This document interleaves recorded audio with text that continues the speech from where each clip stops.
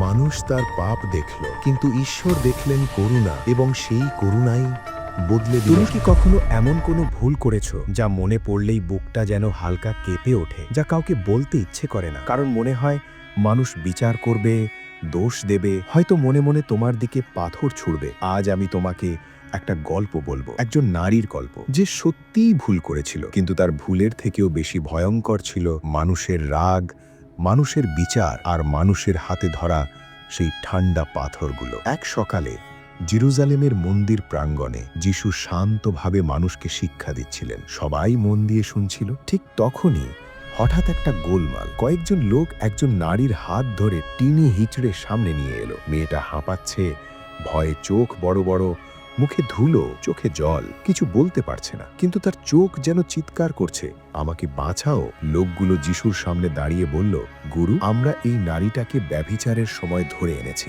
মোশির নিয়মে এদের পাথর মেরে মারার আদেশ আছে। আপনি কি বলেন? ভাবো তো, একজন নারী শত মানুষের মাঝে দাঁড়িয়ে আছে, সবার চোখ তার দিকে। মানুষের রাগ, লজ্জা, ঘৃণা সব মিলিয়ে তাকে গিলে খাচ্ছে। সে জানে না মিনিট দুয়েক পর সে বাঁচবে না মরবে। আর যিশু, তিনি কোনো উত্তেজনা দেখাননি, তিনি কিছু বলেনও না, শুধু ধীরে মাথা নিচু করে মাটিতে আঙুল দিয়ে কিছু লিখতে লাগলেন। মানুষেরা অবাক, এ কেমন আচরণ? ওরা আবার চাপ দিতে লাগলো, বলুন শাস্তি কি হবে? তখন যিশু ধীরে উঠে দাঁড়ালেন। তার চোখে ছিল না রাগ না তিরস্কার, ছিল একটা গভীর নির্মল শান্তি। তিনি শুধু বললেন, তোমাদের মধ্যে যে পাপহীন সেই প্রথম পাথর ছুড়ুক। এক মুহূর্তেই পুরো জায়গা নিস্তব্ধ। এই একটা বাক্য যেন সবার হৃদয়ের ভেতর ছুঁয়ে গেল। হঠাৎ টুক করে একটা পাথর পড়ে গেল। একজন বৃদ্ধ লোক মাথা নিচু করে চলে গেল, তারপর আরেকজন, তারপর আরো কয়েকজন। যারা একটু আগেই পাথর হাতে দাঁড়িয়েছিল, তারা এখন ভাবছে, আমি কি সত্যিই পাপহীন? আমি কি অন্যকে বিচার করার যোগ্য? ধীরে ধীরে সবাই চলে গেল। চারপাশ ফাঁকা, রইল শুধু যিশু আর সেই কাঁপতে থাকা নারী। যিশু নরম কণ্ঠে বললেন, মহিলা, ওরা কোথায়? কেউ কি তোমাকে দোষী করল? মেয়েটা ভাঙা গলায় বলল, না প্রভু, কেউ না। যিশু তখন বললেন, আমিও তোমাকে দোষী করি না, যাও আর পাপ করো না। কি অসাধারণ কথা! যখন পৃথিবী তার বিচার করেছে, যখন মানুষ তাকে পাথর দিয়ে শেষ করে দিতে চেয়েছিল, যিশু তখন তাকে নতুন জীবন দিলেন। এমন করুণা, এমন ক্ষমা শুধু ঈশ্বরই দিতে পারেন। বন্ধু, এই গল্প শুধু একজন নারীর নয়, এটা তোমার গল্প, এটা আমার গল্প, এটা আমাদের সবার গল্প। কারণ আমরা সবাই ভুল করি, আমরা সবাই কখনো না কখনো ভেঙে পড়ি। মানুষ আমাদের বিচার করে, কথায় আঘাত দেয়, দৃষ্টিতে পাথর ছোড়ে, হয়তো বাস্তবে নয়, কিন্তু হৃদয়ে আঘাত করে।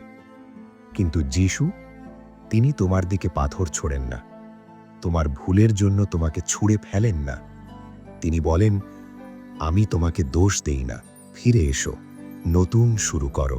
হয়তো তুমি আজ ভীষণ ভেঙে পড়েছ, হয়তো চারপাশের মানুষ তোমাকে ভুল বুঝেছে, হয়তো তুমি এমন জায়গায় দাঁড়িয়ে আছো যেখানে মনে হচ্ছে এখান থেকে আর উঠে দাঁড়ানো সম্ভব নয়।